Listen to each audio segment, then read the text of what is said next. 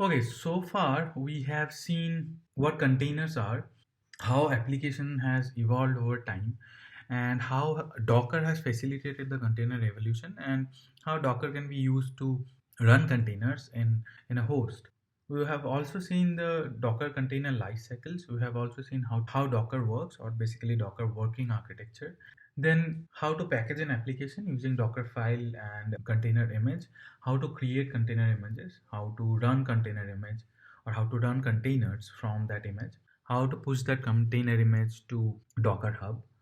Then we have seen high level of Docker network. I'll have a deep dive on Docker network after some time because that has a deep correlation with Kubernetes network. Then we created an application using Docker. So now is a good time to enter Kubernetes. So as I said earlier, Kubernetes is a container orchestrator. So basically, if you have multiple containers, Kubernetes is used to manage and orchestrate those multiple set of containers. So let's see, what do I mean here? So before that, let's see the agenda of this particular topic. We'll see how Docker containers across multiple nodes behave. So when you say multiple nodes, I mean in a cluster. Then we'll see the Kubernetes architecture on a very high level. Then we'll go take a deep round of that, and then we'll see a demo. Basically, I'll show you how to install Kubernetes using Minikube and kubeadm. Now, first of all, multiple application containers. So let's say you have a three-tier application wherein you have a web tier, and these are the two containers: web 1, web 2. Web 1 container has an application written in JavaScript, and web 2 container has an application written in AngularJS. Then you have application tier, which is written in Python, Flask, and Java Tomcat. There are three applications. And then let's say finally we have the database tier. We have two databases. One is MySQL, which is a relational database, and then MongoDB, which is NoSQL.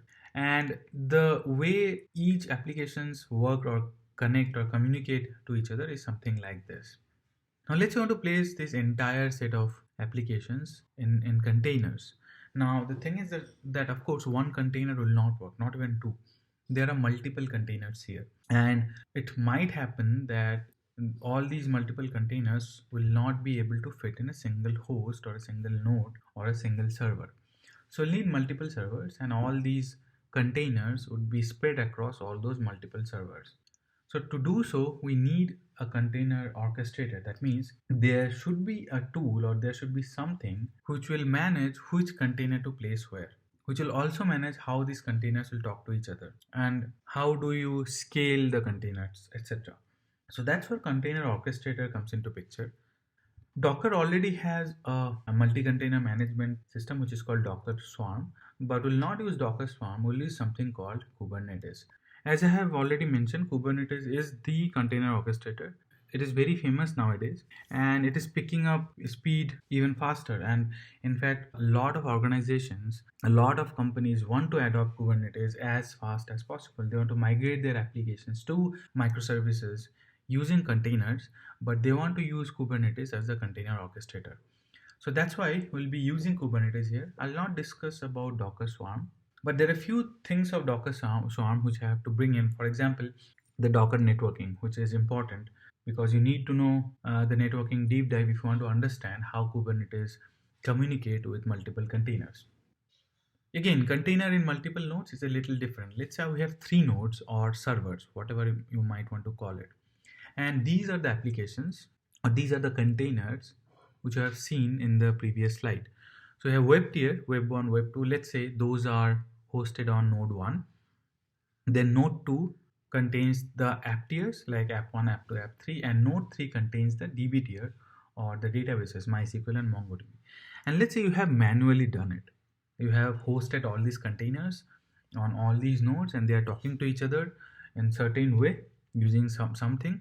That is fine, but things start to get out of control when you want to scale these applications, because a single application on a single node might not be enough for enterprise grade application. So if you want to place your application in a container and you want to give it to the public, and let's say overnight your application has become famous, a single container will not help because your container will crash. In that case, you'll need multiple containers of the same image.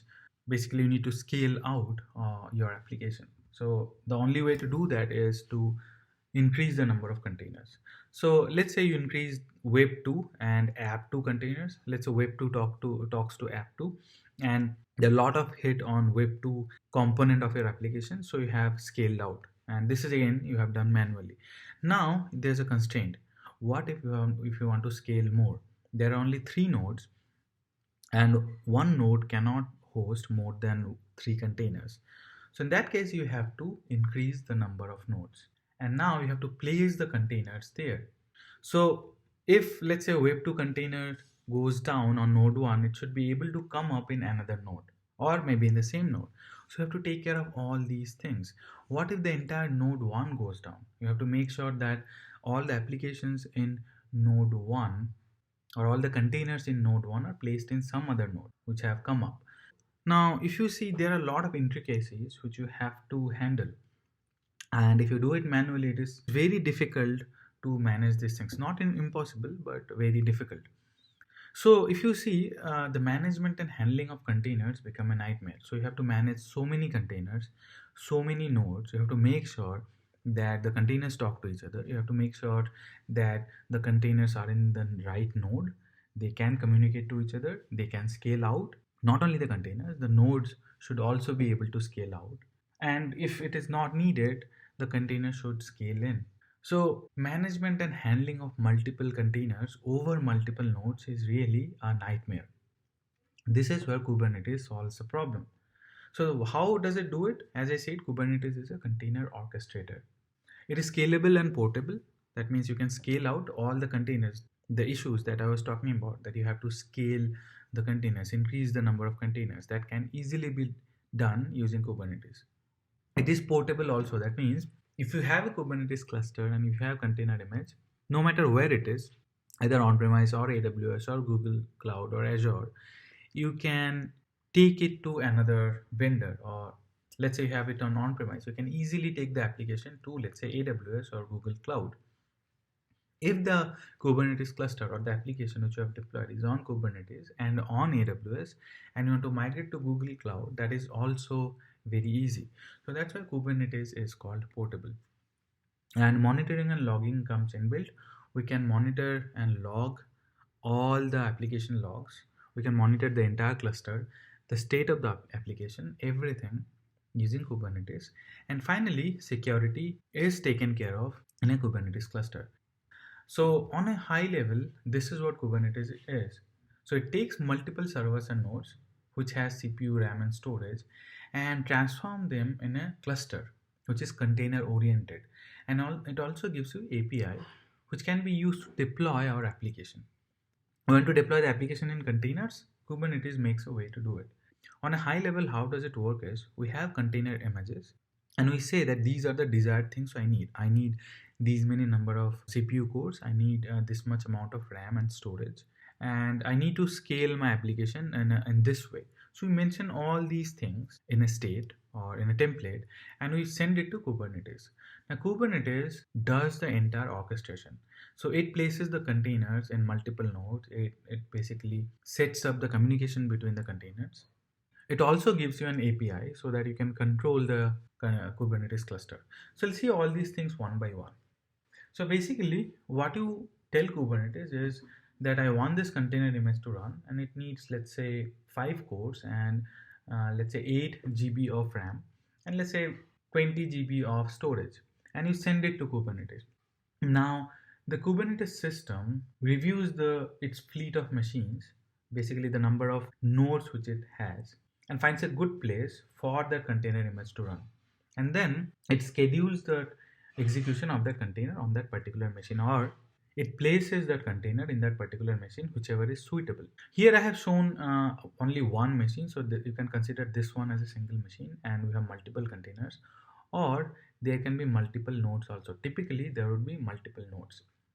In the next slide, when I discuss about the architecture of Kubernetes, you'll see that for production use cases, you need a minimum of 2 nodes.